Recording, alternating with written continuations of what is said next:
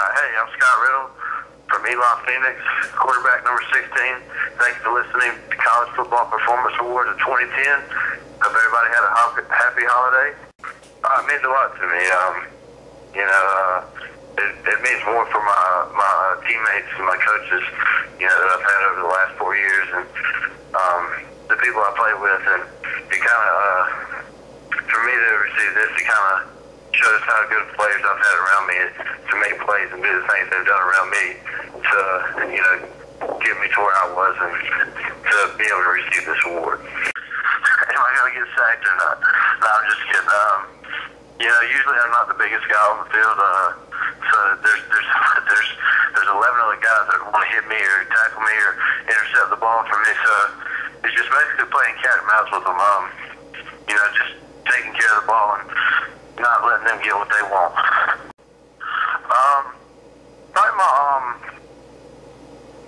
I'd probably say my arm strength. I'm not a tall guy.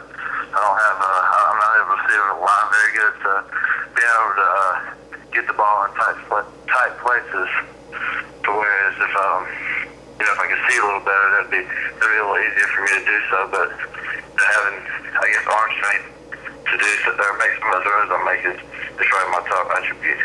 I guess it was my last one.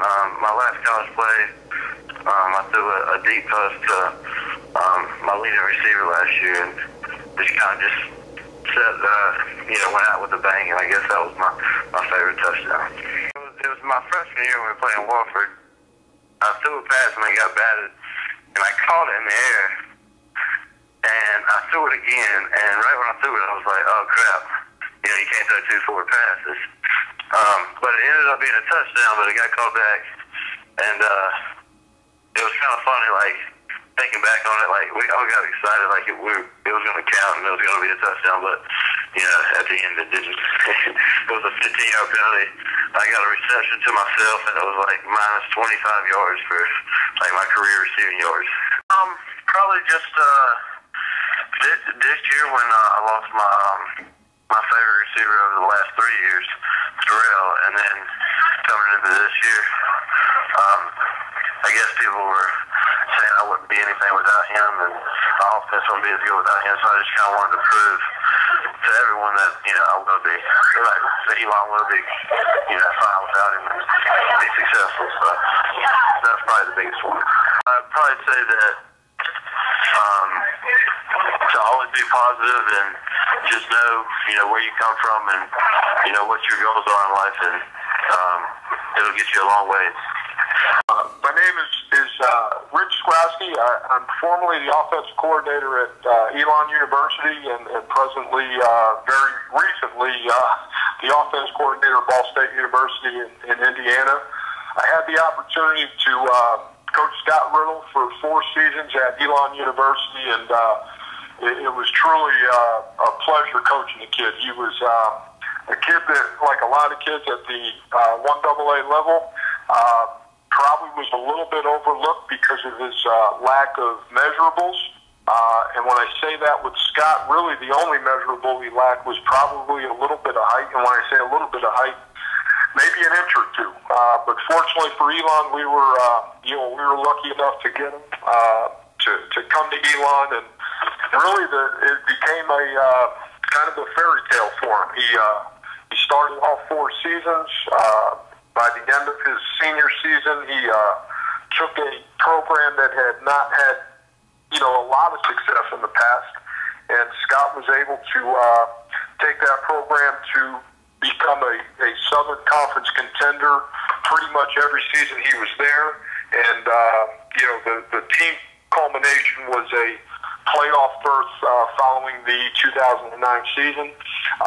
Individually, Scott set a couple of 1AA records, national 1AA records. Most notably, I believe he holds the record for most completions in the history of 1AA football, and then broke countless and numerous Elon University records and Southern Conference records, which the Southern Conference obviously has a proud and rich tradition in football.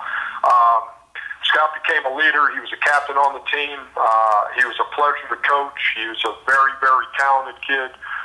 physically, but the best thing I could say about him, he never rested just on his talent. He continued to improve both technically and mentally through hard work. And, I just actually had a conversation with him early this morning, and he's, hopefully going to get a chance, and I'd be surprised if he doesn't get a chance to get into somebody's NFL training camp. And if he gets the opportunity, I think he can, hopefully open some more eyes like he did on the college level, and hopefully gets put in a good situation in an NFL camp, and hopefully proves to them that he can play at the next level. And then off the field, Scott's pretty much, he's not fully graduated in 3.5 years, but he'll only have one class, I believe, for the spring semester to graduate with a degree in sports management or leisure and sports management.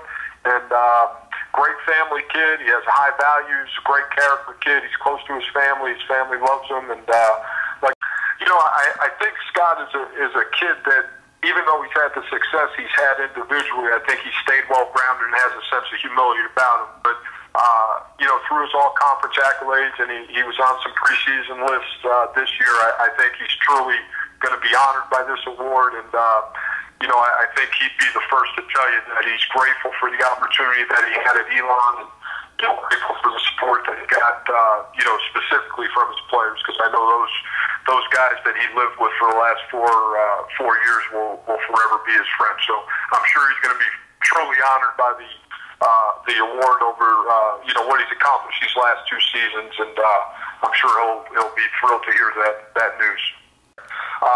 Thanks for tuning in and supporting College Football Performance Awards, and hopefully this organization is able to give kids the exposure necessary to continue their dreams.